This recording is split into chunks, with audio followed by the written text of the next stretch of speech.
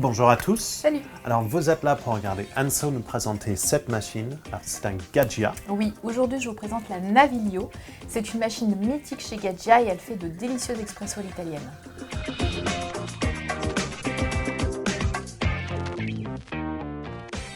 Donc on va faire un petit café, si ça On te est là dit. pour ça quand même. Allez, c'est parti. Donc tu fais qu'une à la fois parce que tu as sorti 2 verres quand même. Oui, j'ai sorti 2 verres, mais en fait, la créma se casse toujours un peu plus quand on fait 2 expressos à la fois. Donc là, j'avais envie vraiment de te montrer que sur cette machine, on a un expresso vraiment hors du commun. On a un super résultat en tasse. Et ça, c'est dû à la technologie italienne. Ces machines sont fabriquées en Italie. Alors c'est un Naviglio. Tu as dit Naviglio tout à l'heure, Oui. Anso. Alors en fait, ça dépend de la prononciation, effectivement, soit à l'italienne, soit à la française. C'est une machine avec un format assez classique, somme toute. Au-dessus, on va retrouver le bac à grains. Donc là, on est sur un contenant de... Alors c'est annoncé comme 300 grammes. Ça dépend de la taille du grain qu'on va mettre. Moi, j'ai mis jusqu'à 250 grammes sans souci. D'accord. Regardez l'expresso, mais on a un super expresso. Ouais, je vais m'en faire un aussi. Tu vois, ça a été très rapide, donc on peut les enchaîner aussi comme ça. Sinon, on a la fonction de touche, hein, bien sûr. Donc, on est quand même sur... ça assourdit super bien. Exactement. Il n'y a pas besoin d'étanchéité, mais on a vraiment un assourdissement derrière. Le broyeur, c'est quoi?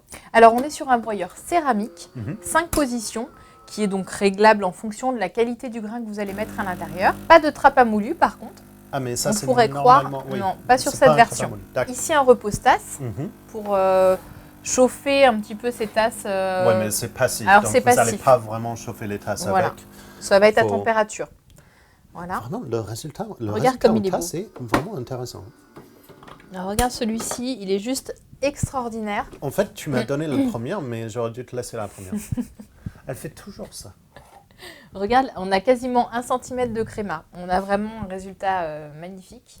Donc, pendant que toi, tu es en train de boire le bon café, je suppose que tout ce qui est galette, etc., c'est devant. Ouais, alors en fait, au-dessus, on va retrouver le grain. Et sur les parties devant ici, on va retrouver d'un côté l'eau et de l'autre côté les galettes. Donc ici, le bac à marc. D'accord. Combien de galettes dans le bac à marc? Alors, on peut aller jusqu'à 10 galettes sur ce modèle avant que la machine va commencer à le dire. Et je suppose que de l'autre côté... Et tu vas retrouver l'eau. Donc là, on est sur un volume de 1,5 litre. Et j'ai rajouté une cartouche filtrante. Donc là, c'est une Intensa Plus. D'accord. Donc c'est un Brita. Donc vraiment un bon niveau de filtration. Voilà. Toujours important, filtrez votre eau quand vous avez une machine. Vous aurez un meilleur résultat en tasse à la fin. Alors aussi bien en termes de goût qu'en termes de longévité de la machine. Hein. Je préfère le préciser. Le goût, c'est plus important. Alors, si je peux me permettre, on peut quand même verser dans le réservoir sans devoir retirer complètement le bac, mais on n'a pas d'indicateur du niveau d'eau quand c'est fermé. Non. Donc ça, c'est un peu dommage. Oui. Donc la machine vous l'indiquera, elle va clignoter rouge s'il n'y a pas assez d'eau de toute façon. Ok. Voilà. Après, le petit plateau repose-tasse qu'on a l'habitude de voir, et ramasse-gouttes en inox. La buse centrale qui peut descendre franchement très bas, regarde, pour ne pas casser la créma. Et ça, c'est très important, ça vous donnerait un meilleur résultat sur le créma en plus. Exactement.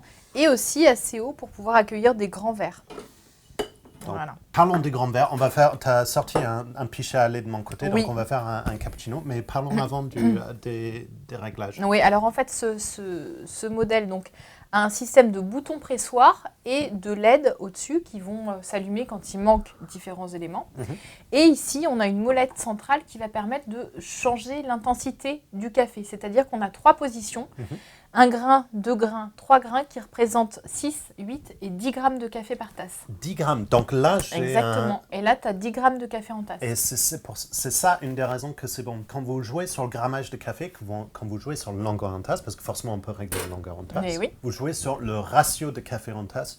Et quand vous montez en ratio, ça c'est le parti que moi j'aime bien. J'ai une tendance à monter des ratios de café assez élevés pour avoir vraiment plus d'arômes. C'est ça, c'est exactement le résultat avec cette machine. C'est vraiment ce qu'on attendait. On va sortir un petit latte. Donc maintenant, on va passer sur la fonction latte. Cette machine est livrée avec une buse Cappuccinator, c'est-à-dire que cette buse va vous permettre de monter automatiquement la mousse de lait. Donc avec le petit tuyau que vous venez poser dans le brick de lait, là Anso a utilisé un petit plichet. Je vais appuyer, la machine va monter en température. Donc avec cette buse, vous avez le choix de faire soit de la mousse, soit de l'eau chaude, si on veut rallonger ses cafés, ou alors simplement faire du thé ou des tisanes. Donc là, la machine va automatiquement aspirer. Donc là, ça crache un petit peu d'eau, c'est tout à fait normal.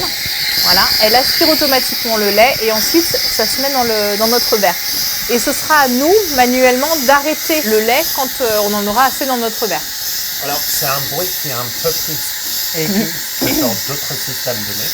Mais le système Cappuccinator, vraiment, ça permet un accès à un mousse de lait quasi automatique pour, au final, pas très cher que d'autres systèmes de lait auto. Le résultat est toujours très agréable en bouche. Ouais. Alors, pendant que c'est en train de couler le lait, est-ce qu'on peut parler entretien de la machine? Oui, alors sur ce genre de modèle, c'est très simple. Je vous conseille de changer la cartouche filtrante tous les 2-3 mois en fonction de la quantité de café que vous allez passer.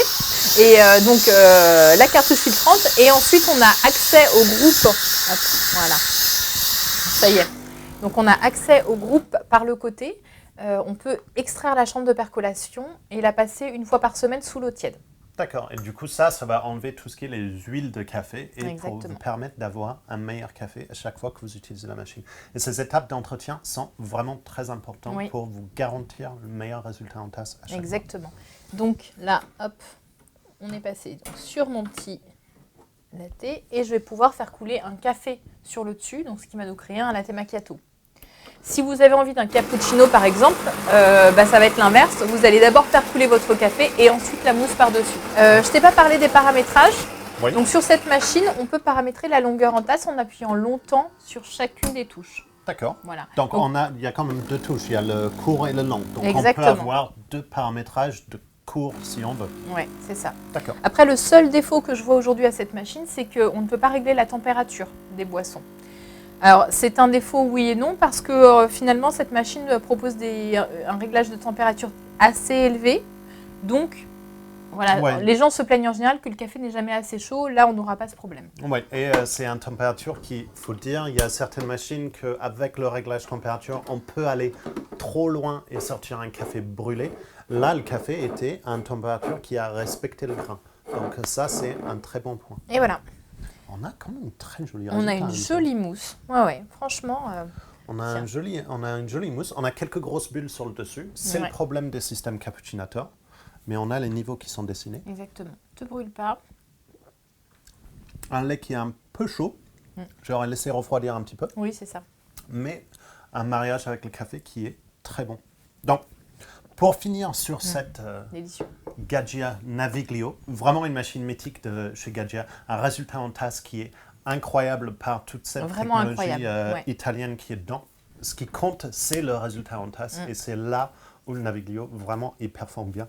Le système Cappuccinator pour sortir une mousse de lait assez facilement, donc c'est vraiment très bien.